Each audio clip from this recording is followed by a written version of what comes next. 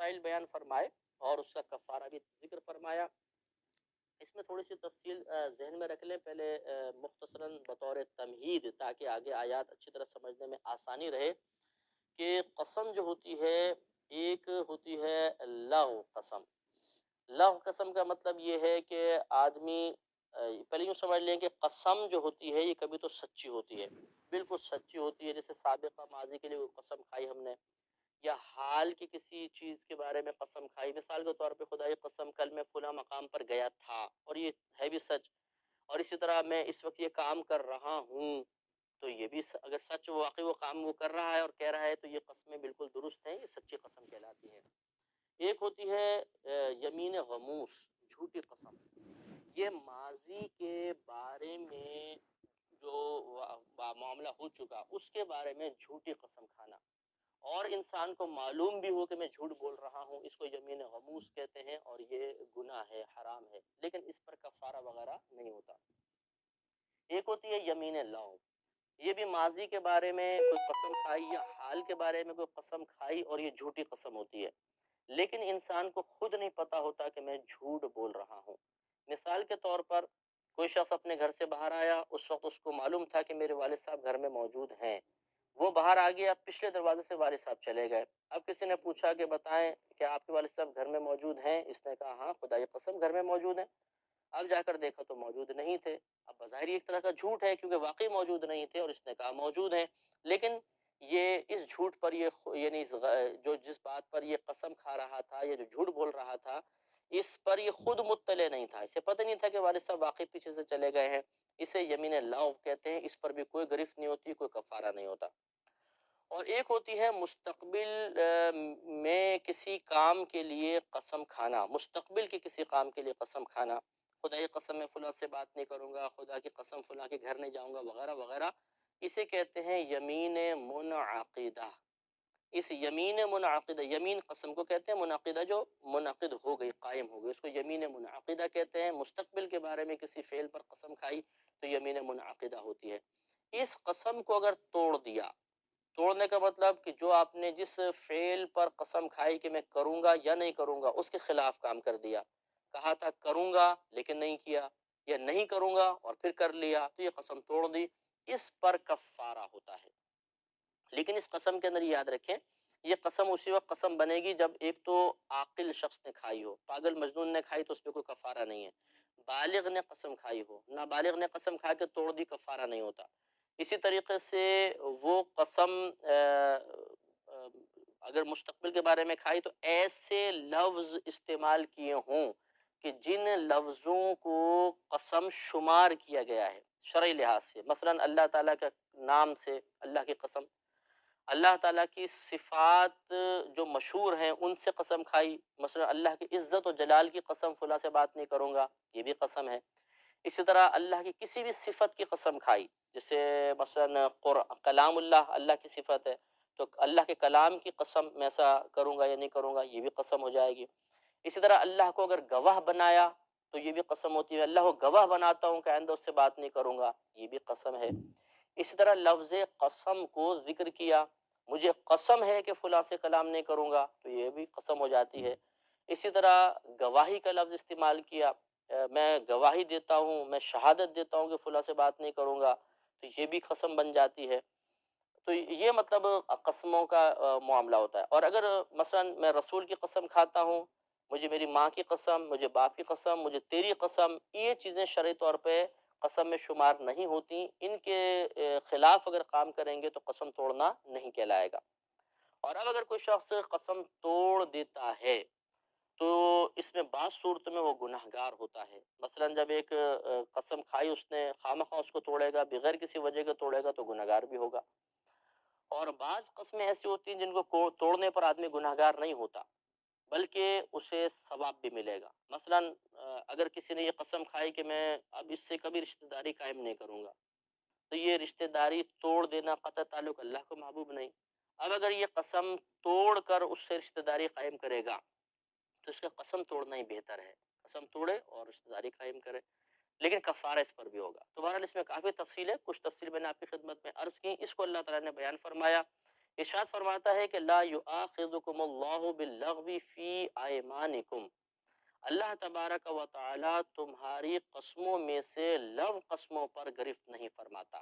لغو قسم وہی ہے کہ انسان کو خود پتہ نہ ہو کہ اس وقت میں جھوٹ بول رہا ہوں اور پھر وہ قسم کھا لے، تو اس کو لغو قسم کہتے ہیں۔ اللہ نے فرمایا کہ اللہ تعالیٰ تمہاری قسموں میں سے لغو کے ساتھ تمہاری گرفت نہیں فرمائے گا، وَلَكِنْ يُؤَاخِذُكُمْ بِمَا عَقَدتُّمُ الْأَيْمَانَ، اور لیکن تمہارا مواخذہ ان قسموں پر کرے گا جن کو تم نے پختہ کر دیا، مضبوط کر دیا، وہ مستقبل کی قسمیں ہیں۔ اب اگر آپ نے وہ مضبوط کیا اور اس کو توڑ دیا تو اس کا کفارہ ذکر کیا جا رہا ہے، فَكَفَّارَتُهُ إِطْعَامُ عَشَرَةِ مَسَاكِينَ مِنْ أَوْسَطِ مَا تُطْعِمُونَ أَهْلِكُمْ أَوْ كِسْوَتُهُمْ أَوْ تَحْرِيرُ رَقَبَةٍ۔ تو یہاں اللہ تعالیٰ نے قسم کے کفارے کی تین صورتیں ذکر کر دیں کہ ان تین میں سے کوئی ایک صورت کے ساتھ آپ کفارہ ادا کر سکتے ہیں۔ لہذا ارشاد فرمایا کہ اس کا کفارہ 10 مساکین کو کھلا دینا ہے، کھانا کھلانا ہے اس کھانے کے اوسط میں سے، اوسط درجے میں سے جو تم اپنے گھر والوں کو کھلاتے ہو، یعنی جو اپنے گھر والوں کو غذا فراہم کرتے ہو اس کا درمیانے درجے کی غذا 10 مسکینوں کو آپ کو کھلانی ہوگی۔ او کسوتہم، یا انہیں کپڑا پہنانا ہوگا 10 آدمیوں کو، او تحریر الرقبہ، یا ایک غلام آزاد کرنا۔ تو چونکہ غلام کا تو اب تصور ختم ہو گیا، اب معاملہ رہ گیا ہے کھانا کھلانے کا اور کپڑے پہنانے کا۔ اس میں تھوڑی سی تفصیل ہے، یہ تفصیل ہمیں جاننا ہے۔ وہ کھانا کھلانا ہے اس کھانے کے اوسط درجے کے کھانے کے ساتھ جو تم اپنے گھر والوں کو کھلاتے ہو، او یا پھر کسوتہم، یا انہیں کپڑا پہنانا ہے، او تحریر الرقبہ، یا ایک غلام آزاد کرنا۔ تو اسی پر ہمارا کلام چل رہا تھا کہ 10 مساکین کو کھانا کھلانا کا مطلب یاد رکھیں کہ وہ 10 مساکین، مسکین مانے غریب آدمی، اور جو مسکین کی شرعی تعریف ہے وہ تو آج شاید ہی کوئی ڈھونڈے سے مسکین نہیں ملے گا، یعنی جس کے پاس اگلے وقت کا کھانا بھی نہ ہو، یہ ویسے مسکین کی تعریف ہوتی ہے، لیکن ایسے آدمی کو تلاش کرنا بہت مشکل ہے۔ تو جو غریب قسم کے ہوں ان میں سے 10 جو بالغ ہیں انہیں صبح اور شام کا کھانا کھلانا ہوگا۔ 10 کو بٹھا کے کھلا دیں، صبح اور شام 2 ٹائم کھانا کھلانا ہوگا، جو صبح ہیں وہی شام کو ہونے چاہیے، یہ بھی ضروری ہے۔ اور اگر ایسا کرنا چاہیں تو یہ بھی کر سکتے ہیں کہ ایک ہی مسکین کو کھانا کھلائیں 10 روز تک، یعنی ایک روز بلا لیں، صبح شام کا کھانا کھلایا، پھر دوسرے دن 10، اس طرح 10 دن پورے کر لیں۔ اور یہ بھی کر سکتے ہیں کہ ایک صدقہ فطر کی مقدار، یہ ہوتی ہے تقریباً جو آپ گھر میں آٹا کھاتے ہیں اس کے 2 کلو 50 گرام آٹا یا اس کی قیمت، یہ آپ 10 قیمتیں لے کر کسی ایک ہی فقیر کو دے سکتے ہیں یا 10 فقراء کو دے سکتے ہیں۔ تو گویا کہ ایک صدقہ فطر کی مقدار یہ ایک دن کے 2 وقت کھانے کے برابر ہوتی ہے۔ تو 10 مسکینوں کو کھانا کھلانا ہے تو 10 صدقہ فطر کی مقدار اگر آپ دے دیں گے تو کفارہ ادا ہو جائے گا۔ دوسرا کپڑا پہنانا ہوتا ہے۔ کپڑا پہنانے کا مطلب اتنا کپڑا جو اکثر بدن کو ڈھانپ سکے، جو آپ آسان سے سمجھ لیں کہ کرتا شلوار وغیرہ کم از کم دینی ہوگی، ٹوپی اور رومال وغیرہ اس میں شامل نہیں ہوتا۔ تو اگر 10 مساکین کو اوسط درجے کا کپڑا پہنا دیا تو یہ بھی کافی ہے۔ یا پھر ایک غلام آزاد کرنا، لیکن اب غلاموں کو آزاد کرنے کا یعنی غلاموں کا دور ہی نہیں ہے تو آزاد کرنا ممکن نہیں۔ تو ان دونوں کاموں میں سے کوئی ایک کام تو ہمیں کرنا ہوگا، اس میں چوائس ہے کیونکہ درمیان میں آؤ کا لفظ آ گیا، یا یہ۔ آگے ارشاد فرمایا کہ فَمَن لَّمْ يَجِدْ فَصِيَامُ ثَلَاثَةِ ایام، پھر جو شخص نہ پائے یعنی کھانا یا کپڑا نہ پائے تو 3 دن کے روزے رکھنا ہے۔ تو اب یاد رکھیں کہ سب سے پہلے ترتیب تو یہی ہے کہ آپ 10 مسکین کو کھانا کھلا دیں یا انہیں کپڑا پہنا دیں یا ایک غلام آزاد کریں۔ پھر اگر ان میں سے کچھ نہ پائیں تو 3 روزے رکھیں۔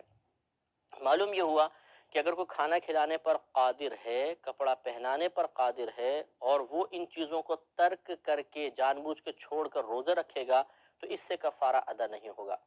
روزوں سے قسم کا کفارہ فقط اس وقت ہو سکتا ہے کہ جب آدمی کے پاس نہ تو مال ہو کہ وہ کھانا کھلائے اور کپڑا پہنائے، پھر یہ روزے کفایت کریں گے۔ ذالک کفارۃ ایمانکم اذا حلفتم، یہ کفارہ ہے تمہاری قسموں کا جب تم قسم کھاؤ۔